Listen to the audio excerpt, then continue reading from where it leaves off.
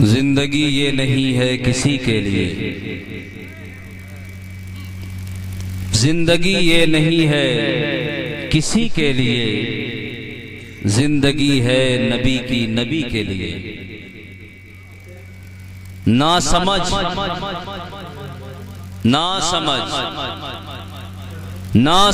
مرتے ہیں زندگی کے لیے، نا سمجھ مرتے ہیں زندگی کے لیے، جینا مرنا ہے سب کچھ نبی کے لیے، جینا مرنا ہے سب کچھ نبی کے لیے۔ اور میرے تاج الشریعہ نے جو پیغام دیا ہے نا اس شعر کے اندر، وہ کمال ہے۔ فرماتے ہیں مسلک اعلی حضرت پہ قائم رہو، مسلک اعلی حضرت پہ قائم رہو، مسلک اعلی حضرت پہ قائم رہو۔ زندگی دی گئی ہے اسی کے لیے، زندگی دی گئی ہے اسی کے لیے، زندگی یہ نہیں ہے کسی کے لیے، زندگی ہے نبی کی نبی کے لیے۔ قرآن پاک کی میں نے ایک آیت کریمہ تلاوت کی۔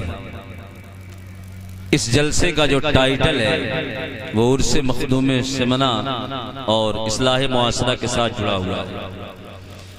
مجھے اچھے سے یاد ہے کہ جب میں پچھلی مرتبہ آپ کے دیار میں حاضر ہوا تھا تو میں نے حضور مخدوم اشرف جہانگیر سمنانی رحمت اللہ تعالی علیہ کی شان میں ان کی سیرت طیبہ پر کچھ روشنی ڈالنے کی کوشش کی تھی۔ اس مرتبہ میں نے ارادہ بنایا ہے کہ کچھ باتیں اصلاح معاشرہ کی بھی کر لی جائیں۔ میں نے ایک آیت کریمہ پڑھی ہے، قرآن مبارک کا 30واں پارہ ہے، سورہ عبس ہے۔ اللہ تبارک و تعالی ارشاد فرماتا ہے یوم یفر المرء من اخیہ، جس دن وہ چنگھاڑنے والی آواز آئے گی اس دن انسان سے اس کا بھائی بھاگے گا، وَأُمِّهِ وَأَبِيهِ، اس کی ماں بھی اس کا ساتھ چھوڑ کے بھاگ جائے گی، اس کا باپ بھی اس کا ساتھ چھوڑ کے بھاگ جائے گا، وَصَاحِبَتِهِ وَبَنِيهِ، اس کی بیوی بھی اس کا ساتھ چھوڑ دے گی، اس کے بیٹے بھی اس کا ساتھ چھوڑ دیں گے۔ یہ آیت کریمہ جو میں نے تلاوت کی ہے آپ حضرات کے سامنے، یہ اس کا ترجمہ تھا جو میں نے آپ کے سامنے رکھا۔ میرے پاس وقت بہت کم ہے، میں کچھ لمحے کے لیے آپ حضرات کے سامنے حاضر آیا، لیکن دل میں ایک درد ہے جو آپ حضرات کے سامنے بیان کرنا چاہتا ہوں۔ آپ میرے ہیں، میں آپ کا ہوں۔ اہل سنت والجماعت کے ساتھ آپ کا بھی تعلق ہے، میرا بھی تعلق ہے۔ آپ بھی مصطفیٰ جان رحمت کے نام کا کلمہ پڑھتے ہیں، ہم بھی مصطفیٰ جان رحمت ہی کے نام کا کلمہ پڑھتے ہیں۔ میرا یہ فریضہ ہے کہ اللہ تبارک و تعالیٰ نے اپنے فضل و کرم سے جو کچھ مجھے ہدایت کے راستے عطا فرمائے ہیں وہ میں آپ کو بھی بتاؤں، آپ کے سامنے بھی بیان کروں، تاکہ جس طریقے سے ہم علماء کرام اپنی زندگی میں تبدیلیاں پیدا کرتے ہیں، اپنی زندگی کو سنوارتے ہیں، وہی طریقہ آپ حضرات تک بھی پہنچے کہ آپ بھی اپنی زندگی کو سنواریں، آپ بھی اپنی زندگی کو نکھاریں۔ یہ جو وقت ہے جس دور میں ہم اور آپ زندگی گزار رہے ہیں، زندگی کے ہر موڑ پر آپ دیکھتے ہوئے چلیں، انسان کے حالات کیا ہیں، کیا ہیں انسان کے حالات۔ مجھے تو قرآن کی وہ آیت یاد آتی ہے، قرآن نے فرمایا تھا سورہ عصر کے اندر، وَالْعَصْرِ، قسم ہے مجھے زمانے کی، اِنَّ الْإِنسَانَ لَفِي خُسْرٍ، بے شک ضرور انسان خسارے میں ہے، إِلَّا الَّذِينَ آمَنُوا وَعَمِلُوا الصَّالِحَاتِ، لیکن جس نے اچھے کام کیے، ایمان والا بن گیا، ایک دوسرے کو حق کی وصیت کی، ایک دوسرے کو صبر کی وصیت کی، اللہ تبارک و تعالیٰ اسے کامیابیاں عطا فرما دیا کرتا ہے۔ آج ہم خسارے میں ہیں، اس بات کو تسلیم کریں، آج ہم گھاٹے میں ہیں۔ کلمہ بھی مسلمان کب پڑھتا ہے، کب پڑھتے ہیں ہم کلمہ؟ میرے بھائی، میں نے تو یہاں تک دیکھا ہے کہ جنازے کے ساتھ پہلے لوگ جاتے تھے تو کسی کی زبان بند نہیں رہتی تھی، ہر کسی کی زبان پر کلمہ طیبات جاری ہوا کرتے تھے، لوگ استغفار پڑھتے ہوئے قبرستان کی طرف جاتے تھے مردے کو لے کر کے۔ اب تو موبائلیں دیکھتے ہوئے اور ایک دوسرے پر ہنسی ٹھٹھا اور مذاق کرتے ہوئے وہاں بھی جاتے ہیں۔ نہ قبرستان کو دیکھ کر کے عبرت حاصل ہوتی ہے، مسجدوں سے اذان کی صدائیں آتی ہیں، جس اذان کے بارے میں یہ فرمایا گیا کہ جو شخص اذان کے وقت میں بات کرتا ہے تو اس کے بارے میں فرمایا گیا کہ اللہ تبارک و تعالی اتنا ناراض ہوتا ہے، اتنا ناراض ہوتا ہے کہ جب یہ مرے گا تو اس کا خاتمہ ایمان پر نہیں ہوگا، اتنا ناراض ہوتا ہے اللہ تبارک و تعالی۔ اس اذان کا ہمیں کوئی پاس نہیں ہے، کوئی فکر نہیں ہے۔ ہمارے حالات اتنے بگڑ چکے ہیں کہ ہم کلمہ بھی اگر پڑھتے ہیں تو کوئی شخص اگر قرآن خوانی میں بلائے کسی کے وہاں انتقال ہو، کیونکہ قرآن شریف تو پڑھنا ہم نے چھوڑ دیا ہے، ہمیشہ ہم ناپاک ہوتے ہیں تو جاتے ہیں تو وہیں 2-4 کلمے پڑھ دیتے ہیں، لا الہ الا اللہ محمد رسول اللہ صلی اللہ تعالی علیہ وسلم، جس کلمے کی بدولت اللہ نے ہمیں ایمان عطا فرمایا ہے، ہم اس کلمے کی بھی دہرانا نہیں چاہتے ہیں۔ یہ حالات ہیں ہمارے۔ باقی نماز کا معاملہ، زکوٰۃ کا معاملہ، روزے کا معاملہ، حج کا معاملہ، یہ تمام معاملات تو بڑے دور نکل چکے ہیں۔ ہم یہ سمجھتے ہیں کہ مسجد میں اذان دینا یہ مولوی کی ذمہ داری ہے، نماز پڑھنا یہ مولوی کی ذمہ داری ہے۔ نہیں، میں نے پہلے کہا ہے جس محمد مصطفیٰ کا کلمہ ہم پڑھتے ہیں انہی کا کلمہ آپ بھی پڑھا کرتے ہیں۔ اسلام جتنا ہمارا ہے اتنا ہی آپ کا بھی ہے، مسجد میں اذان دینے کا جتنا حق ہمارا ہے اتنا ہی حق آپ کا بھی ہے، مسجد کے اندر مسجد کو آباد کرنے کی جتنی ذمہ داری ہماری ہے اتنی ہی ذمہ داری آپ تمام حضرات کی، سارے حضرات کی۔ تو آپ ذرا دیکھیں کہ ہم کہاں جا رہے ہیں، کس طرف جا رہے ہیں۔ اچھا، یہ انسان جو سب کچھ کر رہے ہیں نا وہ کس کے لیے کرتا ہے؟ کس کے لیے کرتا ہے؟ کسی شخص کو آپ بلائیں اور بلانے کے بعد کہیں جناب کہاں جا رہے ہیں تو کہے گا میں کام پر جا رہا ہوں۔ تو بھائی ظہر کا وقت ہو گیا ہے، نماز پڑھنے اس کے بعد جائیں تو کہیں گے نہیں یار میری میٹنگ چھوڑ جائے گی تو پھر میرے بڑے پیسوں کا لاس ہو جائے گا۔ اچھا کیا کریں گے آپ پیسوں کا؟ تو کہتے ہیں بیٹے کے لیے موٹر سائیکل خریدنی ہے، بیٹے کے لیے مجھے کار خریدنی ہے، بیٹے کے لیے مکان بنوانا ہے، ابھی میرے بینک میں سب کچھ خالی پڑا ہوا ہے، بینک میں پیسہ جمع کرنا ہے، بڑی مصروفیات ہے، مکان بنانا ہے، عالی شان زندگی گزارنی ہے، اپنے بچوں کو بہترین لائف دینی ہے، اپنی بیوی کو سونے کا ہار لا کے دینا ہے، اپنی ماں کی خدمت کرنی ہے، اپنے ماں کو سب کچھ لا کر کے دینا ہے، میری ماں کی جو آرزویں تمنائیں میرے ساتھ جڑی ہوئی ہیں سارے آسائش و آرام لا کر کے ماں کے قدموں میں رکھنے ہیں، اپنے باپ کا سہارا بننا ہے، سب کچھ کرنا ہے۔ لیکن قرآن کیا فرماتا ہے؟ جس بیٹے کے لیے، جس بھائی کے لیے آپ اللہ و رسول کے ساتھ اپنا رشتہ توڑتے ہو وہ دن بھی آئے گا جب ایک چنگھاڑ سنائی دے گی اور اس چنگھاڑ کی وجہ سے سارے لوگوں کے مکانات گریں گے، سارے لوگ گرتے چلے جائیں گے، موت طاری ہو جائے گی، میدان محشر قائم ہوگا، نفسی نفسی کا حال ہوگا۔ یہی بھائی ہے جس کے لیے ہم نے اذان کو چھوڑا ہے، یہی بھائی میدان محشر میں ہم سے بھاگتا ہوا نظر آئے گا۔ یہی وہ باپ ہے جس کا سہارا بننے کی خاطر ہم نے نہ جانے کیا کیا کام کیے، یہی بھائی، یہی باپ ہمارا سہارا چھوڑتا ہوا جائے گا، ہمارے سامنے کھڑے ہونے کے لیے تیار نہ ہوگا۔ یہی ماں ہے جس کے کہنے پر ہم نے سب کچھ کیا، لیکن ماں نے نہ کبھی نماز پڑھنے کے لیے کہا، نہ ہم کبھی مسجد میں گئے۔ آج یہی ماں ہے، سارے زمانے سے لڑ جایا کرتی تھی، لیکن آج ماں کھڑے ہو کر کے مجھ سے بات کرنے کے لیے بھی تیار نہیں ہے۔ بیوی کا نام سنتے ہی لوگوں کے چہروں پر مسکان آ جاتی ہے کہ نہیں؟ یہ ایسا رشتہ ہی کہتے ہیں سکھ اور دکھ کے ساتھی ہے، سکھ اور دکھ۔ لیکن جہاں تک اس وقت کے حالات ہیں وہ یہی ہیں، میں سب کی بات تو نہیں کرتا، اللہ ماشاءاللہ کچھ لوگوں کی بات کرتا ہوں، جو حالات ہیں وہ یہی ہیں کہ ہم صرف سکھ کے ساتھی ہیں، ہم صرف سکھ کے ساتھی ہیں۔ آج کسی مرد پر اگر تنگ دستی لاحق ہو جائے، اگر اس کا کاروبار ٹھپ ہو جائے، وہی بیوی جو کل تک خاموشی کے ساتھ ناشتہ دیتی تھی آج زبان چڑھا کر کے کہتی ہے ابھی ٹائم نہیں ہوا ناشتے کا، 9 بجے تک ہم اطمینان سے سارا کام کر لیں گے، فرصت ہوگی تو ناشتہ دیں گے آپ کو۔ کون سا آپ کو میٹنگ کے اندر جانا؟ اپنی زبان سے تکلیف دینا سب کچھ کرتی ہے، لیکن کہا جاتا ہے سکھ اور دکھ کے ساتھی ہیں۔ یہ جملہ تو سچ ہے لیکن اسے ماننے والے، اس پر عمل کرنے والے بہت کم ملا کرتے ہیں۔ وہ بیوی جو سکھ اور دکھ کی ساتھی ہے، ہم نے اس کے لیے کیا نہ کیا، بہترین مکان میں رکھا، اپنے پسینے کی کمائی لا کر کے اس کے ہاتھوں میں دی، وہ جب جب کہتی رہی مجھے اس چیز کی ضرورت ہے، لا کر کے اس کے قدموں میں دیا۔ لیکن آج جب وہ چنگاڑ سنائی دی ہے، قیامت کا دن ہے، آج وہی بیوی، اس سے کہا جا رہا ہے ذرا ایک منٹ سن لے، تو وہ بیوی ہماری طرف پلٹ کر کے دیکھنے کے لیے بھی تیار نہیں ہے، دیکھنے کے لیے بھی تیار نہیں ہے۔ وہ جو ٹینگیں مارا کرتے تھے کہ میرے تو 12 بیٹے ہیں، میری کو کون کیا بات کر سکتا ہے، میرے تو 6 بیٹے ہیں، کسی نے آنکھ اٹھائی تو ادھر پلٹا دوں گا، اس کا گھر تباہ و برباد کر دیا جائے گا۔ جناب ہم نے تو زندگی میں دیکھا ہے، یہ تو قرآن آخرت کے بارے میں کہہ رہا ہے کہ وہ بیٹے ہیں جو وہاں پلٹ کر کے دیکھنے کے لیے تیار نہ ہوں گے، لیکن ہم نے دنیا ہی میں دیکھا ہے کہ یہ جو ڈینگیں مارتے تھے میرا بیٹا ہے میرا بیٹا ہے، چونکہ ہوتا یہ ہے، یہ جو نمازیں ہیں نا، ان نمازوں میں سے جو نماز مغرب ہے اس کے متعلق فرمایا گیا جو نماز مغرب ترک کرتا ہے اس کی اولاد نافرمان ہو جایا کرتی ہے۔ تو ڈینگیں تو ماری کی 6 بیٹے ہیں، لیکن اللہ کی مسجد سے رشتہ توڑا تو 6 بیٹے نافرمان ہو گئے۔ اب حالات یہ ہیں کہ گھر میں چارپائی پر تو ہے، بیٹا آتا ہے مڑ کر کے دیکھنے کے لیے تیار نہیں ہے، بیٹا آتا ہے چلا جاتا ہے۔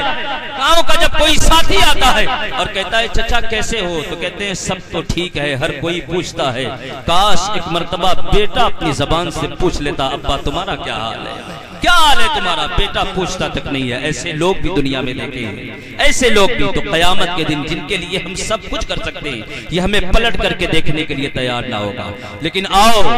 ہم نے اگر مسجدوں کے ساتھ رشتہ جوڑا ہے، ہم نے اگر محمد مصطفیٰ کی غلامی کا سچا حق ادا کیا ہوا ہے، ہم نے اگر قرآن کے ساتھ رشتہ جوڑا ہے، ہم نے اگر اہل بیت کی محبت کو اپنے سینوں میں بسایا ہے، ہم نے اگر مخدوم سمنا کے نقش قدم پر عمل کیا ہے، ہم نے اگر شیخ عبد القادر جیلانی غوث اعظم بڑے پیر دستگیر رضی اللہ تعالیٰ عنہ کی سیرت طیبہ پر عمل کرنے کی کوشش کی ہے، تو آؤ دیکھو جب روح نکلنے والی ہوگی تو غوث اعظم کا ساتھ آپ کو نصیب ہوتا ہوا نظر آئے گا۔ جب قبر کے اندر جاؤ گے تو کبھی سورہ ملک آپ کی حفاظت کرتی نظر آئے گی، کبھی سورہ یاسین آپ کی حفاظت کرتی نظر آئے گی، جس طرف سے بھی عذاب آ رہا ہوگا کبھی نماز آپ کی حفاظت کرتی ہوئی نظر آئے گی، کبھی روزہ آپ کی حفاظت کرتا ہوا نظر آئے گا۔ ہاں ہاں، اس وقت جب اندھیرا ہوگا، پہلی رات ہوگی، تاریکی ہوگی، جب دل تھک تھکا رہا ہوگا، پریشانی لاحق ہوگی، ڈھونڈو گے کوئی ساتھی مل جائے، اس وقت جو چہرہ نگاہوں کے سامنے آئے گا، جو روشنی پھیرتا نظر آئے گا، اس کا نام محمد مصطفیٰ ہے، جو اپنے درود و سلام کا صدقہ پڑھ رہا ہوگا اور کہتا جائے گا اندھیروں ہٹ جاؤ، یہ کوئی خیر نہیں ہے، یہ میرا غلام ہے، جب دنیا میں تھا تو مجھ پر درود و سلام کا نظرانہ پیش کیا۔ نعرہ تکبیر، نعرہ رسالت۔ اگر کامیابی چاہتے ہو تو علامہ اقبال کا ایک شعر پڑھتا ہوں۔ علامہ اقبال نے فرمایا ہے، سارے چیزوں کا نچوڑ ہے۔ علامہ اقبال فرماتے ہیں کی محمد سے وفا تو نے تو ہم تیرے، کی محمد سے وفا تو نے تو ہم تیرے ہیں، یہ جہاں چیز ہے کیا لوح و قلم تیرے، پھر تیرے ہاتھ میں قلم ہوگا، تیرے ہاتھ میں تقدیر ہوگی، بس شرط یہ ہے محمد مصطفیٰ کی اطاعت کرتے چلے جاؤ۔ لیکن ہم نے سنا ہے اور پڑھا بھی ہے کہ قیامت کا دن اتنا خطرناک ہوگا، اتنا ہولناک ہوگا کہ لوگوں کے بھیجے سورج کی تپش اور گرمی کی وجہ سے کھول رہے ہوں گے، پک رہے ہوں گے، کان کے راستے سے باہر نکل رہے ہوں گے، وہ کتنا سخت وقت ہوگا۔ علماء نے آپ حضرات کے سامنے بارہا بتایا ہوگا، اتنا سخت ہوگا کہ کوئی پسینہ جو لوگوں کے بدن سے نکلے گا کسی کے کمر تک ہوگا، کسی کے سینے تک ہوگا، کوئی اس میں ڈبکیاں لگا رہا ہوگا۔ ذرا سوچو، سورج سوا نیزے پر ہوگا، زمین تانبے کی ہوگی، لوگ اپنی پریشانی کا مداوع حاصل کرنے کے لیے کبھی آدم کے پاس جائیں گے، آدم کہیں گے اذهبوا الی غیری، کبھی نوح کے پاس جائیں گے، نوح کہیں گے اذهبوا الی غیری، ہر نبی کے پاس جائیں گے، نبیوں کی بارگاہ میں جا کر کے استغاثہ طلب کرتے ہوں گے۔ حضور شفاعت کریے، ہمیں بچائیے، ہمیں اس عذاب سے باہر نکالیے۔ ہر نبی کہہ رہا ہوگا کسی اور کے پاس جاؤ، اس وقت عالم یہ بتا ہوگا کہ ہمارے لیے نہ فرشتہ ہماری طرف دیکھ رہا ہے، نہ میں اعمال توڑے جا رہے ہیں، گناہوں کا پلڑا بھاری ہے۔ ایسے سخت عالم میں یہ جاہل تو جاہل کیا، یا عالم تو یا عالم کیا، جو بڑے بڑے پرہیزگار ہیں وہ بھی تھر تھر کانپ رہے ہوں گے۔ اللہ تبارک و تعالیٰ غضب کی حالت میں ہوگا، اس وقت کا حال یہ ہوگا سارے تھر تھر کانپ رہے ہوں گے۔ اس وقت نگاہ جب تلاش کرنے لگے گی، میرے بھائی نہ اپنے بھائی کو تلاش کر رہی ہوگی، نہ اپنے بہن کو تلاش کر رہی ہوگی، نہ اپنی ماں کو تلاش کر رہی ہوگی، نہ اپنے بیٹے کو تلاش کر رہی ہوگی۔ میرے امام ارشاد فرماتے ہیں، بریلی کے تاجدار سمجھاتے ہیں، کہتے ہیں اس وقت جو نگاہ تلاش کر رہی ہوگی وہ تمام نبیوں کے سردار کو تلاش کر رہی ہوگی، سید الانبیاء کو تلاش کر رہی ہوگی۔ اور جب حضور صلی اللہ تعالیٰ علیہ وسلم نظر آئیں گے، دیکھیں گے امت کی یہ حالات ہیں، یہ تو وہ بندہ ہے جو نماز بھی پڑھا کرتا تھا، روزہ بھی رکھا کرتا تھا، درود و سلام بھی پڑھا کرتا تھا، اور اس کے بعد پریشانی میں ہے۔ میرے امام فرماتے ہیں اس وقت مصطفیٰ جان رحمت فرمائیں گے، رو مت پیش حق مزدا، شفاعت کا سناتے جائیں گے، آپ روتے جائیں گے، ان کو ہنساتے جائیں گے۔ فرمائیں گے رونے کی کوئی ضرورت نہیں ہے، یہاں میں پوچھتا ہوں حضور تشریف لائیں گے، ہم کو ہنسائیں گے اور حضور خود روئیں گے، اس کا مطلب کیا ہے؟ آخر اعلیٰ حضرت نے ایسا کیوں لکھا ہوا ہے؟ قربان جاؤ، اپنے تعلقات کو مسجدوں سے جوڑو، اب بھی وقت ہے توبہ کرو، قرآن پاک کی تلاوت کرو، مصطفیٰ جان رحمت پر درود و سلام پڑھو، ان کی آل سے محبت رکھو، اپنا سینہ پاک کرو، مسجدوں میں جاؤ تو دعا کرو، الہی دل کو اچھا، تن کو ستھرا، جان کو پر نور کر، اچھے پیارے شمشدی بدر العلا کے واسطے۔ نعرہ تکبیر، نعرہ رسالت، علماء اہل سنت حضرت علامہ ظہیر احمد صاحب قبلہ سمنانی، نعرہ تکبیر۔ درود پاک پڑھنے اللہم صلی اللہ، کیا بات ہے، ماشاءاللہ۔ سیدنا مولانا صلاۃ و سلام علیک یا رسول اللہ صلی اللہ علیہ وسلم۔ میری بات سمجھ رہے ہیں آپ تک پہنچ رہی ہے؟ آپ کو سمجھ میں آ رہی ہے؟ اللہ کرے سمجھ میں آ جائے، اسی لیے آئے ہیں، کچھ آپ تک پہنچانے کے لیے، کچھ آپ تک اپنا پیغام پہنچانے کے لیے، تبلیغ کی خاطر پہنچ جائے باتیں، اللہ کرے آپ کے دل میں اتر بھی جائے اور آپ پنج وقتہ نمازی بن جائیں، ان کے تلاوت کرنے والے بن جائیں، تو یہ اس جلسے کی کامیابی ہو جائے، کامیابی کی سند ہوگی۔ تو حضور تشریف لے کر کے آئیں گے، میرے امام فرماتے ہیں آپ روتے جائیں گے، ہم کو ہنساتے جائیں گے۔ حضور روئیں گے اور ہمیں ہنسائیں گے۔ فرماتے ہیں ایسا کیوں ہے؟ کہتے ہیں ایسا اس لیے ہے، وہ جو پریشان ہوگا، تڑپ رہا ہوگا، بلک رہا ہوگا، ڈر رہا ہوگا، حضور اللہ کی بارگاہ میں اس کے لیے سفارش کریں گے، اللہ کی بارگاہ میں سفارش کریں گے، اللہ کی بارگاہ میں سجدہ ریز ہو کر کے اس کی مغفرت دلوائیں گے۔ مغفرت دلوانے کے بعد جب وہ ڈرے سہمے لوگ جنت کی طرف بڑھ رہے ہوں گے تو وہ تو جنت کو دیکھ کر کے ہنس رہے ہوں گے، لیکن مصطفیٰ جان رحمت ان کے جنت میں جانے پر خوش ہو کر کے خوشی کے آنسو بہا رہے ہوں گے۔ میرے امام فرماتے ہیں پیش حق مزدا، شفاعت کا سناتے جائیں گے، آپ روتے جائیں گے، ہم کو ہنساتے جائیں گے۔ اپنے تعلقات کو اگر ہم نے مضبوطی کے ساتھ رکھا ہوا ہے، اگر ہم نے اپنا تعلق مضبوطی کے ساتھ جوڑا ہوا ہے تو حضور تو تشریف لے کر کے آ گئے ہیں، میدان محشر ہے نا، حضور تشریف لے کر کے آ گئے ہیں، اور حضور صلی اللہ تعالیٰ علیہ وسلم کے آنے کے بعد لوگوں کے چہروں پر خوشی کے آثار نمودار ہو گئے ہیں، لوگوں کے چہرے کھل اٹھے ہیں۔ یہ مجرم ہے، یہ سیاہکار ہیں جو بیٹھے ہوئے ہیں، جن کے گناہ زیادہ ہیں، حضور کبھی پل صراط پر جاتے ہیں، حضور کبھی میزان عمل کو دیکھ رہے ہیں، حضور کبھی کوثر پر جا کر کے لوگوں کو کوثر کا جام پلا رہے ہیں، حضور صلی اللہ تعالیٰ علیہ وسلم اپنے غلاموں کو دیکھ رہے ہیں، اپنے غلاموں کی ہر جگہ مدد فرما رہے ہیں، اپنے غلاموں کو ہر جگہ تسلی دے رہے ہیں۔ اتنے میں حضرت آدم علیہ السلام تشریف لے کر کے آئیں گے اور حضور سے کہیں گے یا رسول اللہ، یا رسول اللہ صلی اللہ تعالیٰ علیہ وسلم، وہ دیکھیے فرشتہ آپ کا ایک امتی ہے جسے فرشتہ جہنم کی طرف بھاگا ہوا لے کر کے جا رہا ہے، اسے جہنم میں لے کر کے جا رہا ہے۔ حضور جو کبھی پل صراط پر ہیں، حضور جو کبھی پل صراط پر ہیں، حضور صلی اللہ تعالیٰ علیہ وسلم جو ہر جگہ مدد فرما رہے ہیں، حضور جب دیکھیں گے کہ میرے امتی کو، میرے غلام کو فرشتہ جہنم کی طرف لے کر کے جا رہا ہے تو حضور دوڑے ہوئے جائیں گے، اور پہنچنے کے بعد حضور فرشتے سے پوچھیں گے فرشتے بتا کہاں لے کر کے جا رہا ہے؟ تو فرشتہ کہے گا یا رسول اللہ اس کا نام اعمال اعمال تولا جا چکا ہے، اس کے گناہوں کا پردہ بھاری ہے، اس کے نیکیوں کا پردہ کمزور ہے، اسے جہنم کی طرف لے کر کے جایا جا رہا ہے۔ مصطفیٰ جان رحمت صلی اللہ تعالی علیہ وسلم آپ ارشاد فرمائیں گے فرشتے اس کے نام اعمال کو دوبارہ تولو۔ میں یہیں پر رک کر کے ایک جملہ کہنا چاہتا ہوں، آج بڑی تیزی کے ساتھ یوٹیوب ہو، فیس بک اور ہر جگہ کتابیں لکھ کر کے تقریریں کر کے لوگوں کو یہ سمجھایا جاتا ہے تم جس محمد مصطفیٰ کا کلمہ پڑھتے ہو اس کی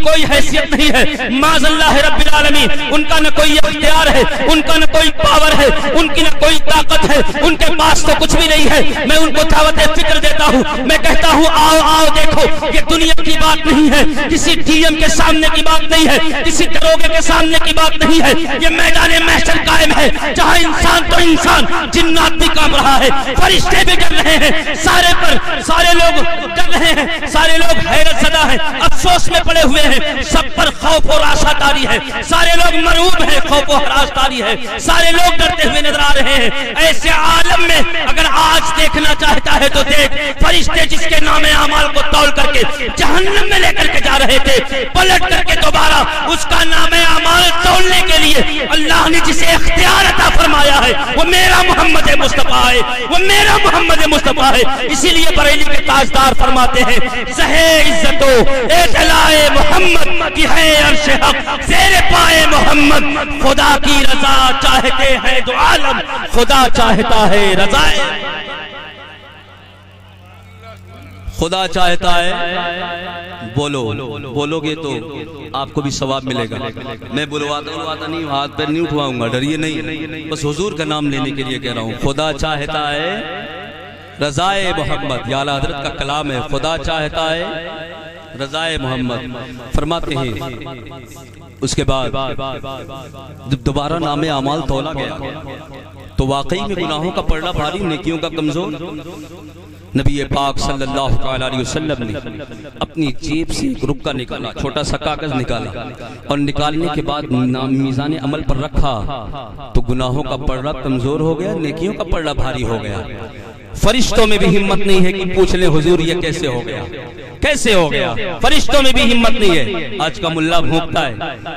بھونکتا ہے، چیختا ہے، مصطفیٰ جان رحمت پر بات کرتا ہے، تمہاری زبان سڑ کیوں نہیں جاتی، تمہارا دل اتنا گندا ہے، تم میرے نبی پر بات کرتے ہو، تمہیں کیا پتا ہے، میرا امام کہتا ہے تیری زبان سے تو بات نکالتا ہے، سن میرے امام نے ہمیں کیا تربیت عطا فرمائی ہے۔ میرے امام سکھاتے ہیں، کہتے ہیں سنیو، حضور کا مقام یہ ہے، مقام خلق سے اولیاء، اولیاء سے رسول، اور رسولوں سے اعلیٰ ہمارا نبی، سب سے اولیاء وہ اعلیٰ ہمارا نبی، سب سے اعلیٰ وہ اعلیٰ ہمارا نبی۔ تو میری نبی کی ذات پر بات کرتا ہے، تجھے شرم نہیں آتی؟ تیرے منہ میں ذبح محمد مصطفیٰ کے صدقے میں اللہ نے عطا فرمائی ہے، تیرے جسم پر جو گوشت ہے، تیرے جسم میں جو روح ہے وہ محمد مصطفیٰ کے صدقے میں موجود ہے۔ ان کا شکریہ ادا کرنے کے بجائے تو ان پر بھونکتا ہے، ان پر زبان درازیاں کرتا ہے۔ یہاں دیکھ، فرشتے کو بھی ہمت نہیں ہے کہ فرشتہ پلٹ کر کے پوچھ لے کہ یا رسول اللہ آخر یہ کیسے ہو گیا، ہم نے بھی تولا تھا، اور جب ہم نے تولا تھا تو گناہ زیادہ تھے نیکیاں کم تھی،